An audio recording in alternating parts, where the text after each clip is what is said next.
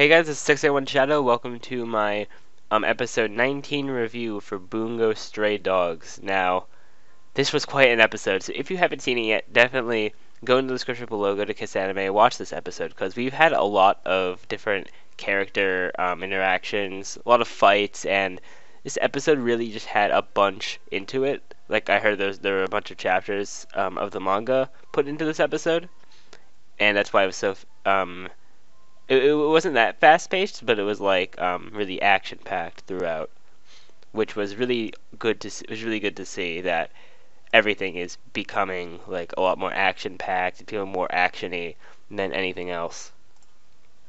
But to kick things off, of course we pick up right where we left off, where John and Lovecraft are going to attack the we're going to try to abduct Naomi and Haruno, and we see probably the most life scarring thing we've seen from this anime. We see John take a knife, stab himself in the neck, put a grape seed in it, and then a grapevine came out. And it makes you feel somewhat. It makes you feel some type of way when you see a guy put a grape seed inside of his body, and then you see a grapevine come out. It's just my opinion on that, but like, he uses that to find Naomi and Haruno, which was actually pretty cool. How he can use those the grapevines to find those people that he's looking for. I feel like that's something that's really cool that they made into an ability. And then so they trap the car. They go to the car, and then when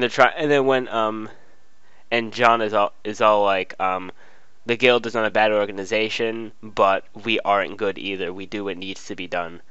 And we get a bit of backstory on John, how he has a sister back home who he really loves, and like he has a big family, so dinner table is basically a war zone, and how his work for the guild basically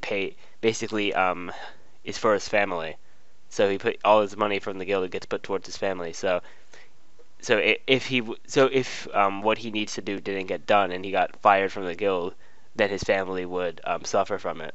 So basically, it gives us more showing that the guild isn't an entirely bad organization. Like like for example, John is doing that work for his family, not for like evil purposes, like the Port Mafia would be doing their work for, which is something that's really good to see. It's good to see people who are not evil, but are kind of evil at the same time because they're corrupted by money. Because that's basically what the guild is. They're corrupted by money. So then we have a good scene of Kunikida and Tanizaki fighting against John. Of course, they ambush them using Tanizaki's ability. Kunikida comes in, shoots Lovecraft, and then has a bit of a fight with John, where John uses the vine to basically immobilize Kanikida's arm that had his gun in. But inside of Kanikida's jacket, he had a piece of paper with that was going to give him another gun, because of course his ability is Dapo Poet, where he can make anything into, he can write something down and then it turns into the physical form of it, but it has to be the size of his notebook. So he gets another gun, runs up to him, and has of course that cool thing where they flip the guy over on the ground. But it turns out that the shot that when they shot Lovecraft, that didn't do anything, because apparently Lovecraft can't die from bullets, and he like put them through tentacles, and there was tentacles in the episode. It was pretty strange, but yeah, but it was good to see Lovecraft use his ability, because we haven't seen much of Lovecraft. He was just seeing this guy. That's all we've really seen, and I think it's pretty obvious that the person who did the massacre in episode 17, when they just massacred the agency and the Port Mafia, I feel that was definitely Hawthorne. That wasn't, because it was basically the same things that Rashomon would do, and Rashomon and Scarlet Letter are the same ability. But enough about that. It's definitely good to see the other Port Mafia. I mean, not Port Mafia. Oof, the Guild. It's just good to see all their powers. So then we have after them we have Haruno and Naomi going on the train, and on the train they bump into a kid. This kid is extremely scary. like he looks like a normal kid, kind of. I say kind of because his eyeballs are like one is a star and the other one's like a hollow circle, and then like because basically his name is Q. That's what he's called, um and the mafia had him locked up, but Mori, the boss of the Port Mafia, had set him free for the war, and that's basically their trump card.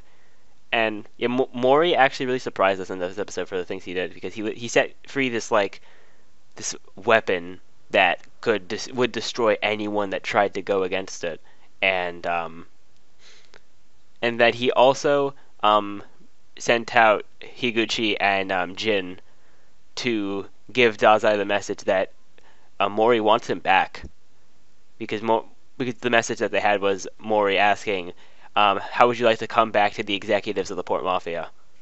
Which was absolutely insane to see. It was really insane to see that Mori wanted him, but of course he declined because he did change, as we saw from Odasaku dying in episode 16. So Dazai is definitely not going back to the Mafia, but it was so interesting to see Mori try to get him back, especially that, and the Mafia is playing their trump card with Q. And what was really scary was when because basically how Q works is that anyone who hurts him becomes like, I believe, it's a receiver, so that they can so basically those people who hurt him, they could be mind controlled, which is Q's ability, which makes him so powerful. And basically what he did was really sadistic. He taped like razor blades to his arm, so even like regularly, like when you regularly bump into someone by accident, that would hurt Q, thus making that person a receiver. So Q would bump into people purposely, like he bumped into Naomi, Haruno, and Atsushi purposely, and he basically made them into receivers, and they started killing each other, which was just wow. And once Dazai finally stopped it, of course using his ability on like the doll that was doing the whole mind control thing that Q had, Q and Dazai had a very interesting dialogue together, where how Q was saying he's gonna make Dazai pay for Dazai's new friends being so fragile, and then we finally see a really the mafia dark side of Dazai.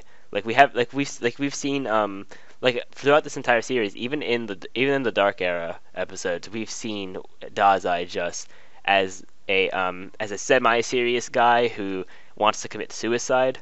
But in this one part, we see his true mafia black side, where he was just like, next time I won't capture you, Q. I'll rip your heart out, which was just like, whoa.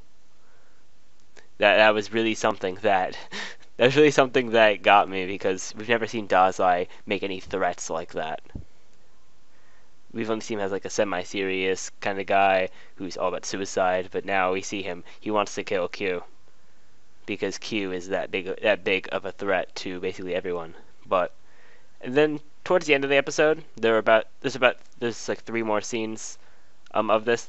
The first of these 3 being that well, 2 of them happen simultaneously. So the 2 that happen simultaneously, the first one being that Atsushi goes back to the Armed Detective Agency's actual building, like the one that they abandoned in episode 17, and he finds out that Koyo is sitting in there, which was really interesting. And so apparently she made a deal with Dazai when, of course, Dazai was doing his quote-unquote interrogation that we didn't see because, of course, he said it's not suited for the eyes of children.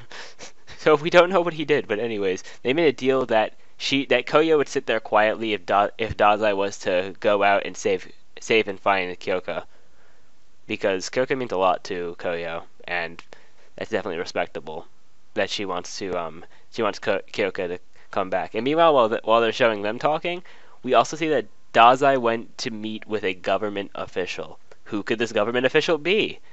Well, it just so happens that it's Ango from the Dark Era, and we finally see why it was so important to have the first 4 episodes be of the Dark Era, other than to see Dazai switch sides. It was because Ango was going to come back into the story. Not for long, though. We do see not for long, because we see Ango and Dazai in a car. They're like Ango's driving them, and then Ango stops the car at one of those like intersections where it's kind of like a T shape. He stops like right in the center where the other road would be, where the cars are driving in, and Anko's like, Dazai, escape immediately. Your friends' lives are in danger, or something along those lines. And then a car crashed into theirs. So we don't know what happened to Dazai or Ango. I'm pretty sure Ango is dead because he got hit like head first with the collision. Because it wasn't like the front and back of each car or something like that. It was the front of the car that was driving to the side of Ango's car, directly on Ango's side. So I don't know. So I'm pretty sure Ango would have died from that, but I don't know. Probably not Dazai. I don't think they'd kill Dazai. But then the last scene, the cliffhanger scene of this episode, Atsushi's looking across a pier, and he's just like, Dazai's taking a while, of course, to talk to the government agent, and you just hear a voice saying, "Have I kept you waiting?" And then, what do you know? It's Fitz. Fitz went to see Atsushi, and they kind of fought. They had a little skirmish, but Fitz did end up winning and wanted to take Atsushi prisoner. Wanted to take Atsushi. I would think prisoner, but at the end of all that, when he's gonna take him, you see someone walk in and says to wait, and what do you know? It's Kyoka, and then the episode ends. So that was it for this episode. It was just a really good episode. They had a lot of good action in this episode, and I'm really excited for episode 20. I'm so sad that it's going so fast. I feel like the season's going way too fast. Because I remember all the waiting for all the episodes. These episodes, I feel like they're coming out just so quickly. Probably because of the wacky schedule that they had for some of the weeks. Like how they had episodes, I believe it was 15 and 16, the same, in like within 3 days they had them out. And that probably made it go a lot faster, which is upsetting. I really don't want the series to end, but I probably will continue reading the manga, depending on if there is any manga after this, because I knew the season 2 was coming, so I wasn't really gonna focus on reading the manga, but I may start to read the manga once this ends, if there is anything else beyond this. But let me know what you thought of this episode down in the comment section below. Thank you all for watching. Remember to rate, comment, subscribe, and share this video, and I will see you all next time.